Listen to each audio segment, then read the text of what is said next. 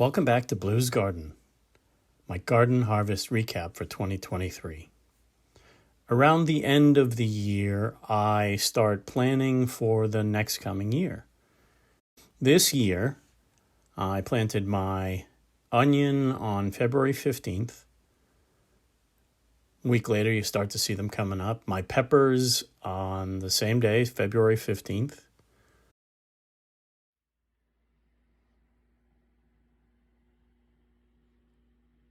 Sowed the tomato seeds beginning mid-March, March 15th. I planted a half dozen cherry, half dozen slicer, half dozen Roma type, plum type. I sowed cucumber seeds mid-March also, 4 different varieties of cucumber. Sowed my potato outside in their grow bags on St. Patrick's Day, March 17th. Sowed my squash indoors on the following week, the 22nd. Squash, zucchini. Carrots outdoors the first week of April or so, and found some rabbit warren in there. I start hardening off around the first week of May, and that involves the first day is an hour outside, the next is 2 hours, then 4 hours, 6, 8, and pretty soon they're out overnight and can go on the ground.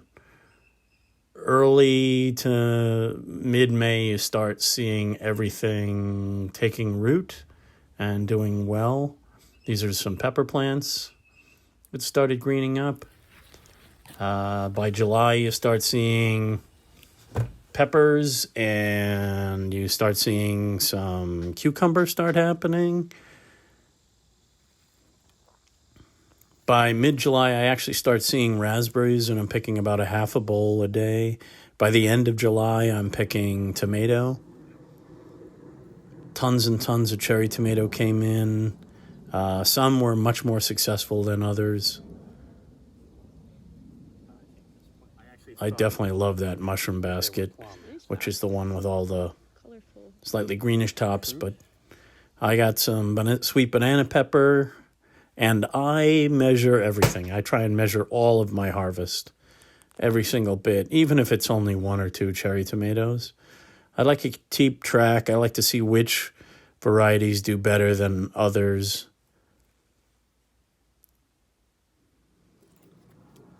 Again, start picking my harvests. It's a decent little harvest. Zucchini starts coming in, and then when it comes in, of course, it goes crazy. Peppers are towards the end of the summer. I see the sweet banana and my lemon aiji, which are hot peppers, come in a lot faster than my bell pepper. And most people say the hot pepper comes in later. Again, another very nice harvest day. Everything gets measured, even the celery, even the lettuce, even though it's only an ounce or 2 here or there, everything gets measured. I like to keep track and see which varieties do better. These are some Sunbright bell pepper. I probably won't do those again. The Coral Bell did well. My Golden California Wonder did well. I started getting some salsa, making some salsa because the tomato was coming in so well. That's actually the mix-ins for a salsa that I made. I started in September and October. You remember I did my fruits and made jams and jellies. And then one of the last things I harvested for the year were my carrots. I would pick 1 or 2 as I needed them. And then I let them all go, the ones that I didn't use on a daily basis. Let them go and harvested them all, probably a little late. I think it was around the first week in November when I actually picked the last of the carrot. The ground was frozen in the grow bags. It was there was a heavy frost on it, a light freeze. That was the last thing I picked.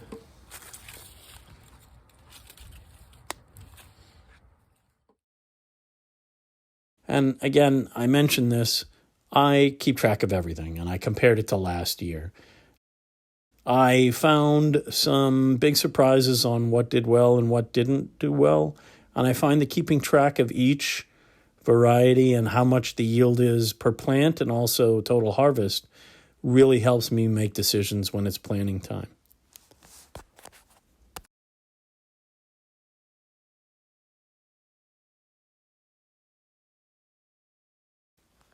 Now, my harvest recap. I planted about twice the amount of potato, and I got half the total harvest.